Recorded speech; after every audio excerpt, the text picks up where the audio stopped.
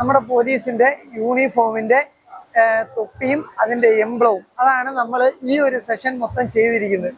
അതിനകത്ത് ആദ്യമായിട്ടൊരു സർവീസിൽ കയറുന്ന പോലീസുകാരൻ ഒരു സാധാരണ പോലീസുകാരനായിട്ട് കയറുന്നു. അദ്ദേഹത്തിനെ അറിയപ്പെടുന്നത് സിവിൽ പോലീസ് ഓഫീസർ എന്നാണ്. അപ്പം നമ്മുടെ ക്യാമ്പിലാണ് അദ്ദേഹം കയറുന്നതെങ്കിൽ നമ്മുടെ ക്യാമ്പിൽ നമ്മുടെ സിവിൽ പോലീസ് ഓഫീസർ കയറുന്ന ഈ KPക്ക് വരെ KAP, അപ്പൊ കേരള ആംഡ് പോലീസ്.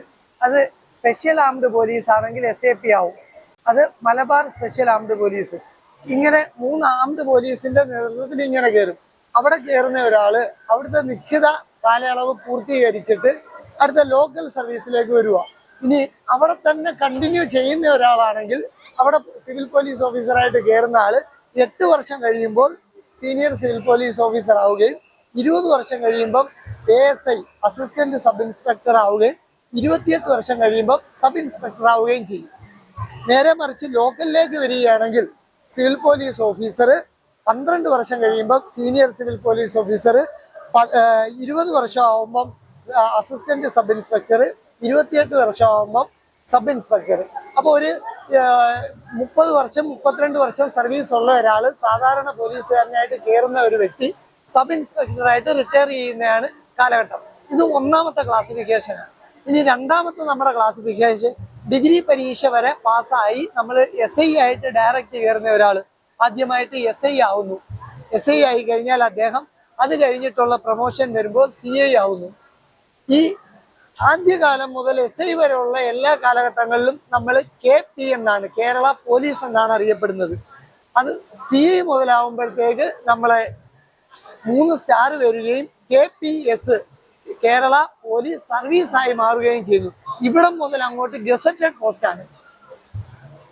അപ്പം പഴയ കാലത്ത് നമ്മൾ SI കഴിഞ്ഞിട്ട് CI എന്നായിരുന്നു അറിയപ്പെടുന്നത്, സർക്കിൾ ഇൻസ്പെക്ടർ.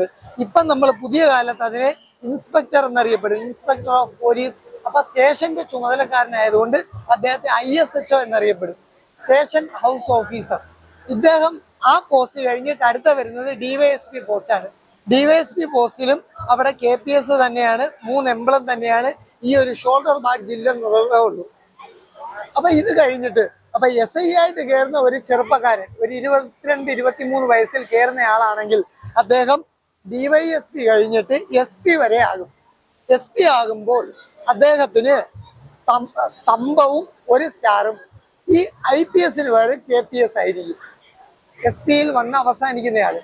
ഇനി സർവീസ് കൂടുതലുണ്ടെങ്കിൽ ഗവൺമെന്റ് ആ സർവീസിന്റെ കാലയളവ് അനുസരിച്ച് അദ്ദേഹത്തിന് IPS നൽകുകയാണെങ്കിൽ ഈ സ്തംഭവും ഈ സ്റ്റാറും IPS-ഉം കിട്ടും. ഇത് രണ്ടാം ഘട്ടമാണ്. മൂന്നാം ഘട്ടം എന്ന് പറയുന്നത് സിവിൽ സർവീസ് എഴുതി വരുന്നത്. നമുക്ക് തന്നെ അറിയാമല്ലേ, ഇന്ത്യയിലെ തന്നെ ഏറ്റവും പരമപ്രധാനമായിട്ടുള്ള പോസ്റ്റാണ് സിവിൽ സർവീസ് എന്ന് പറയുന്നത്. അപ്പൊ അതിന് അത്രമാത്രം വാല്യൂ ഉള്ള പോസ്റ്റാണ്. സിവിൽ സർവീസ് എഴുതി വരുന്നു, IAS IPS തലപ്പത്തേക്ക് വരുന്നു. IPS തലപ്പത്തേക്ക് വരുന്ന ഒരാള് ആദ്യമായിട്ട് വരുമ്പോഴത്തേക്ക് അവര് IPS തലപ്പത്ത് വരുമ്പം ഒരു എംബ്ലം, സ്തംഭവും നമ്മുടെ സ്റ്റാറും IPS എന്ന പദവി. അവര് ASP ആയിട്ടാണ് ജോയിൻ ചെയ്യുന്നത്. ASP കഴിയുന്നു, അവർ SP ആവുന്നു. SP കഴിഞ്ഞ് നിശ്ചിത കാലയളവ് കഴിയുമ്പോഴത്തേക്ക് DIG ആവുന്നു. DIG ആവുമ്പോഴത്തേക്ക് നമ്മുടെ തൊപ്പിയിലും കൂടെ വേരിയേഷൻ ഉണ്ട്, ഒരു നീല റിബണും കൂടെ അതിന്റെ കൂടെ വരും. ഇത് DIG തലം മുതൽ മുകളിലോട്ടാണ്. അതുപോലെ തന്നെ നമ്മുടെ യൂണിഫോമിന്റെ കഴുത്തില് ഷോൾഡർ ഭാഗത്ത് നമ്മുടെ ഒരു ആ എംബ്ലം, വെൽവെറ്റിനകത്ത് ഒലിവലയുടെ ഒരു എംബ്ലം ആണ് ഇത്. അത് കഴിഞ്ഞിട്ട് വീണ്ടും DIG കഴിഞ്ഞു. അപ്പൊ എംബ്ലത്തിനകത്ത് മാറ്റമുണ്ട്. എംബ്ലം നമ്മുടെ സ്തംഭവും 3 സ്റ്റാറും ആവുന്നു, IPS തന്നെയാണ്. അത് കഴിഞ്ഞ് DIG കഴിഞ്ഞ് IG ആവുന്നു. IG ആവുമ്പം IG-യുടെ തൊപ്പിയിൽ ഒരു ഒലിവലയും കൂടെ വരുന്നുണ്ട്, ഒലിവല. ആ എംബ്ലത്തിന്റെ വലിപ്പം വീണ്ടും ചേഞ്ച് ആവുന്നുണ്ട്. അത് കഴിഞ്ഞ് നമ്മുടെ ആ ഷോൾഡറിൽ ബാഡ്ജും മാറുന്നുണ്ട്.